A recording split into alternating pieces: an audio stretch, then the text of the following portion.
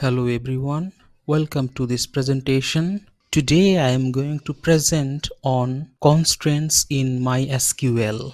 It's a very important topic for database management system. So let us proceed. First of all, let us get an idea what constraints are.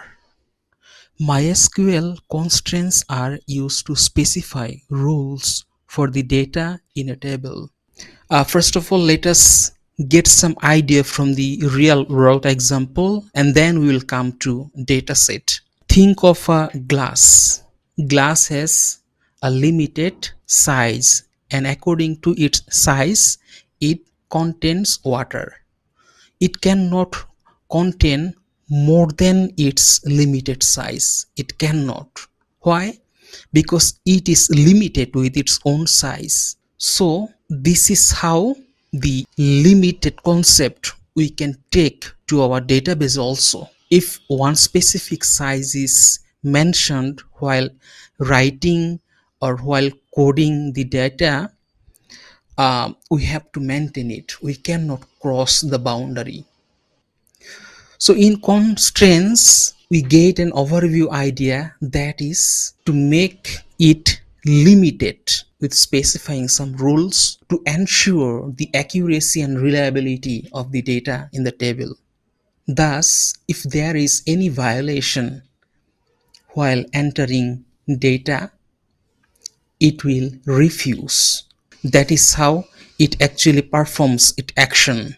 Now let us see at a glance what all are the constraints available in MySQL or SQL.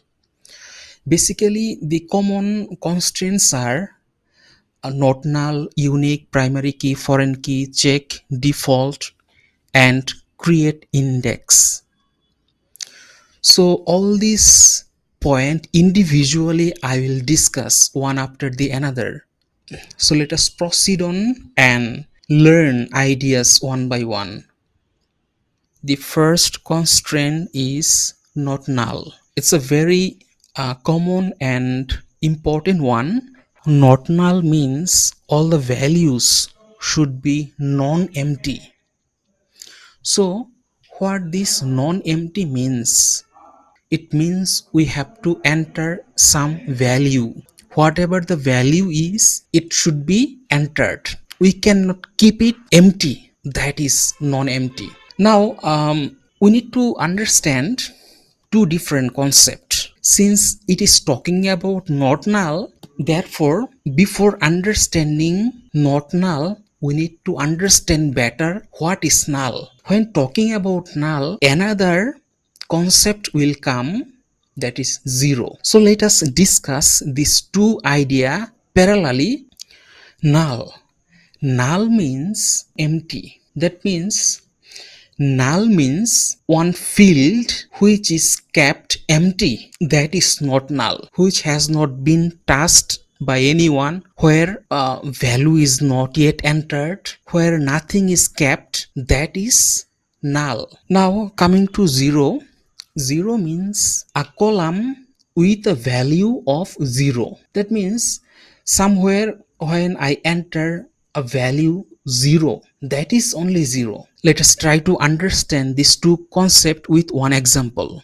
Suppose in a classroom, students wrote class test and one student was absent for that particular test. So then when teacher corrected marks and then he entered in the mark sheet, the student who did not write the exam, teacher will leave it empty in the beginning because the student did not write the exam and the other students has got mark. According to their mark, teacher will enter the marks, but for the student who did not write exam, that particular cell would be kept empty or null, because later when he writes makeup or retest, whenever he will be given chance to write exam, that null will be replaced with that number. So that is why null is not equal to 0. Very often we might have misconception, so let us clarify this understanding. Now we can understand better with real world example. That is, in some cases, I would say in many cases, while filling up online form, we see some particular option and before there is a asterisk mark and it says required. That means we cannot leave it blank, we cannot leave it empty. We need to fill up something, fill up with some information. Suppose your name, your email address, and some other very important information. While writing that database, who designed the data, he made it such a way that it should be filled with information. It cannot be leave empty. The important thing is here to understand why not null is needed. Now let us see how we apply not null in the database. So this is the example of MySQL. Let us see the example. So this table is of student. So create table student, that means the name of the table here is student, and the column that I want here, first of all ID, which is int, that means integer type of data I'm expecting from the users to enter. And then as soon as int, I see not null, that means ID cannot be kept empty. And then last name worker not null, first name worker not null. So this is how it is going. But the last column we see where age is integer type of data, it is not required. It is kept such a way that it can be kept blank. When we do not specify not null, by default the system set it null. So let us proceed further. Now unique, our second constraint is unique. The unique constraint ensures that all values in a column are different. Before entering into the concept of MySQL, let us try to understand from the real world examples. When we hear the word unique, we can take some examples from our life. The first example that I will give you is our fingerprint. Let us look at our finger and its fingerprint. It's all unique, all unique. It won't match with any of the person in the world, thus it is unique. It is that much of unique that it is only you, that you have only that print, only one. Second example is our Irish. Irish is, according to the photo, that blue color of our eye, that color and print inside it, it is totally unique and uniquely identifiable from all the people of the world. So that is from the real world examples. Let us come to the database. In the data table also, there are certain information we generate, we ask user to provide, which are unique. We'll see in this example very soon. Think of your register number, think of your passport number, your birth certificate number, your voter ID number. All these are unique. It won't match with any of the person of the world. So therefore it is said to be unique. Now why we mention unique? Because while entering data, it should give a message to the user, while if it match with any of the data set which is entered before, it will show message. That is the main reason to declare anything as unique. Now as we see while creating table, how we do this thing: create table, table name, create table, our table name is student, therefore student will come, and then inside this parenthesis ID, because we want column as id, and which is of course integer type of data, not null, because we want user to give information. And then last name worker, not null. First name worker, because of first name we are not keeping as mandatory field. And age which is in integer type of data, we are also keeping it not as mandatory. And unique, out of all these fields we are setting here unique. Which one? id as unique. So if somehow it matches with any of the person, it will show an error message, so it won't accept any repeated value. Next constraint is primary key. Primary key means what uniquely identifies each row in the table. That means it should be uniquely identifiable. Second point says primary keys must contain unique value. What unique is, we have seen already. So that unique value it should contain, and cannot contain null value. That means it should be not null. So two item coming together, one is two rules actually. One is unique, another is not null. When these two things come together, it becomes primary key. So from our real world example, we can think of our register number. The register number you have, it is unique. And also whenever you are going to pay to your university your semester fee, you must mention that one. Without that they won't accept it. It will be a compulsory information. So think very deeply that your register number or your id number, it actually contains some meaning within it or in it. Even year after year, age after age, students will come, this id will remain as unique as today. So this has to be that much unique data, because you are the student, and in future you may come for some certificate documents, so you should be uniquely identifiable. So this way there are some other information in our life which can work as primary key. So from the example here we see, it is again all about student table. How we usually do create table name as student, and id int not null, last name, first name, age. And then how we declare primary key is, we have to write primary key, and in parenthesis we need to say this is id. So this will work. And suppose I have already created one table, and in that table I did not mention any primary key, and now I want to modify it, I want to alter it. So how do I do that? So here is the way to do it. We have to write this way: alter table name. Here my table name is student, add primary key, and the name of the column here. This is how it will work.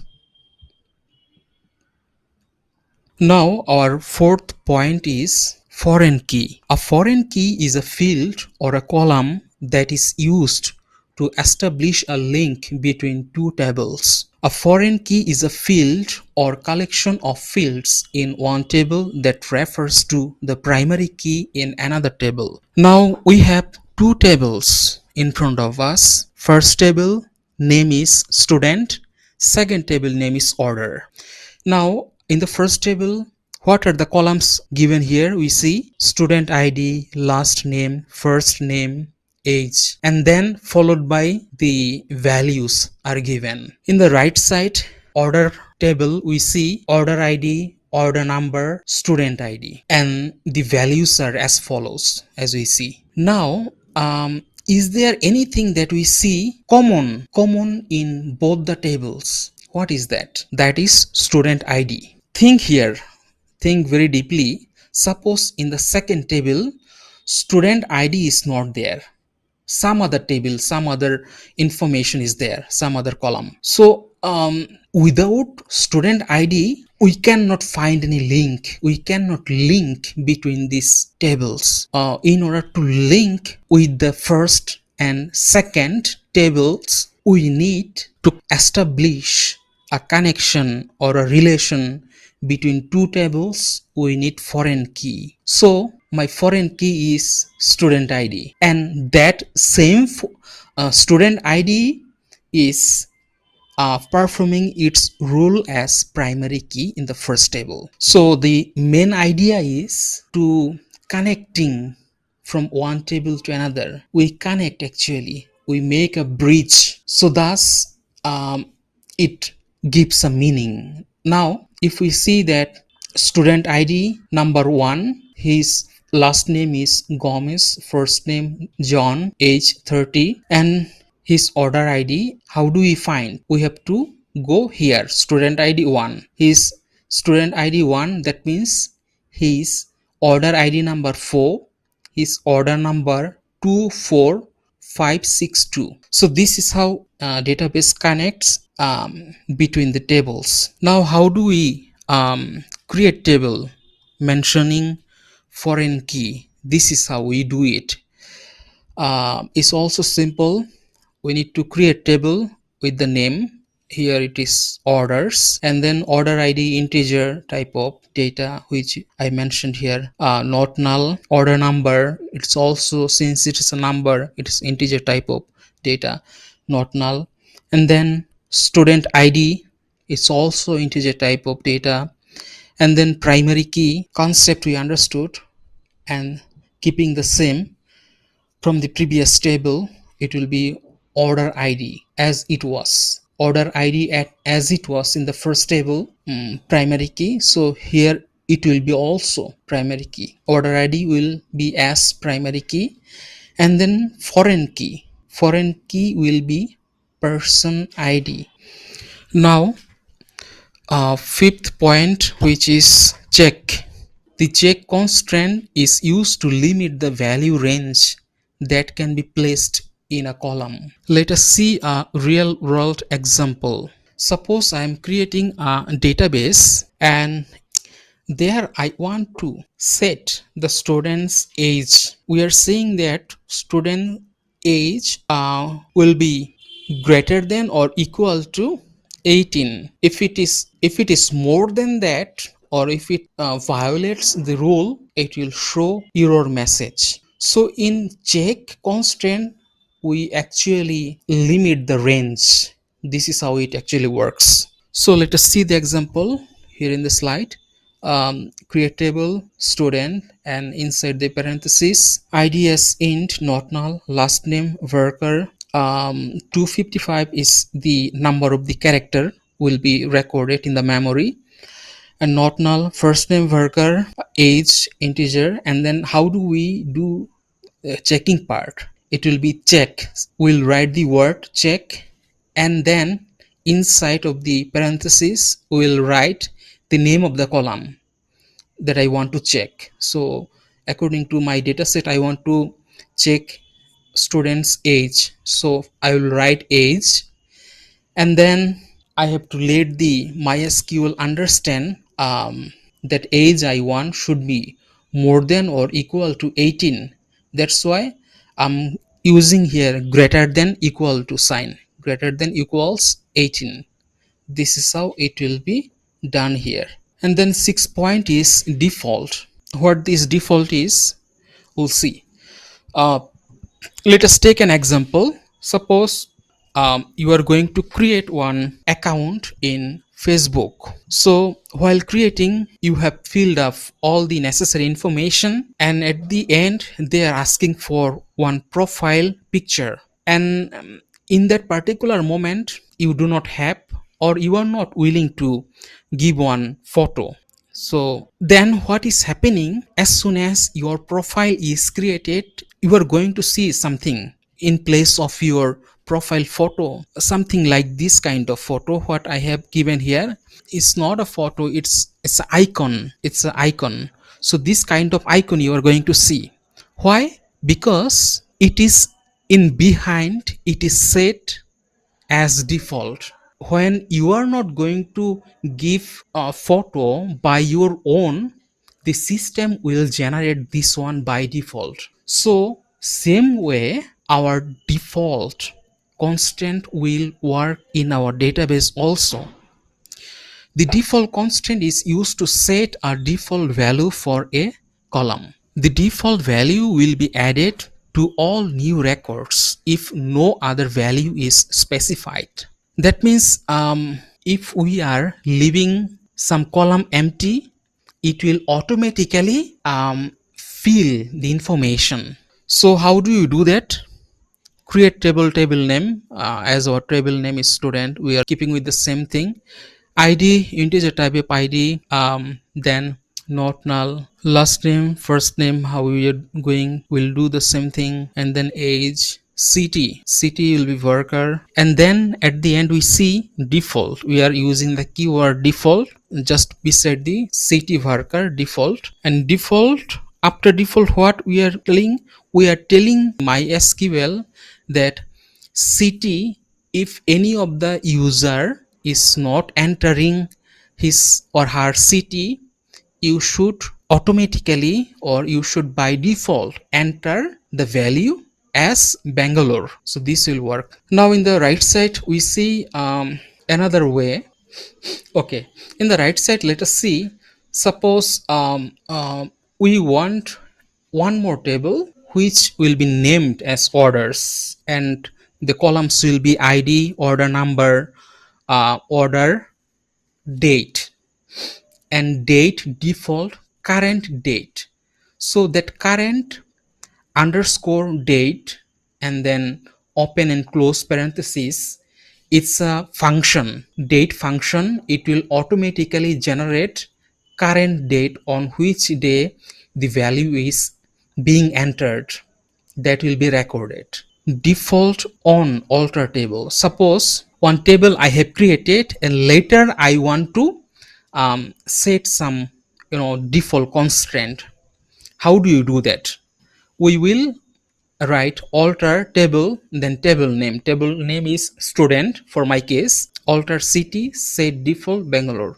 So in this case I'm telling my system that I have a table with the name student, and there so far I have not set default for my city, so I want to set it as default as Bangalore. So this will be set. But remember that previous time I have not entered, while this will be applicable while altering table.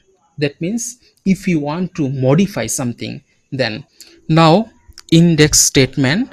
The create index statement is used to create indexes in tables. The indexes are used to retrieve data from the database more quickly than otherwise.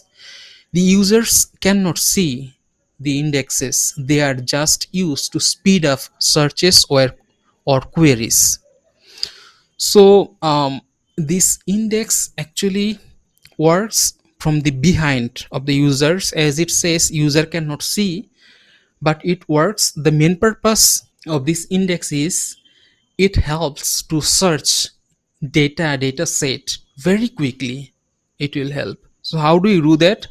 The main syntax is create index name. On the keyword is on. Here we have to use, of course, on table name. We have to write the table name. If it is student, we will write student or whatever the table name is, and then in parentheses we will write the column, first column, comma, second column, and so on. So the example we see, create index is the keyword, and then idx hyphen last name, index name we are setting last name. On persons, now on is the keyword, it's coming from the system, we have to write it, we cannot change on. Okay, persons, it is table name, as we said already in the syntax, it will be table name. And then we are writing column name according to my purpose, that will serve one last name, so I'm writing last name. Number 8 is auto increment. This is another important constraint. in MySQL. So auto increment is automatically generating some values. So what is that? Let us try to understand. Suppose we are creating data set for the students. We want students name, register number, age, father's name, mother's name, and so on. So we are manually entering, writing data. So every time we are entering, suppose we need to write some information, we need to insert some data for the students database.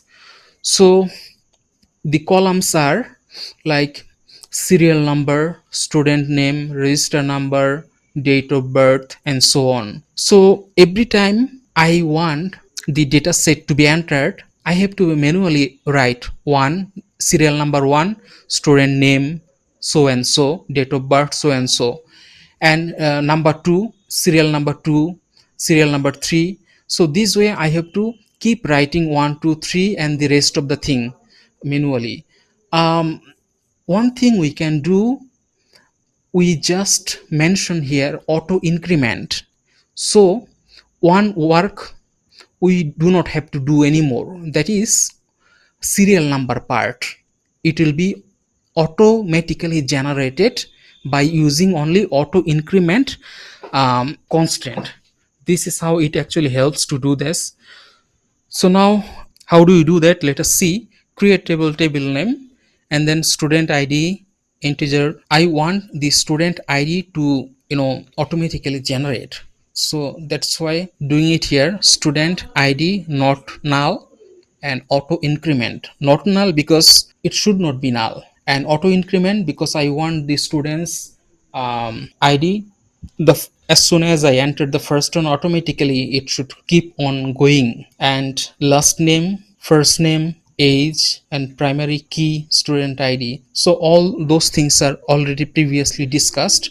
Only the auto increment part was left. And so far, by this we are also able to understand what auto increment is, how it saves our time. This was all about today's topic. Thanks for watching. Thank you so much.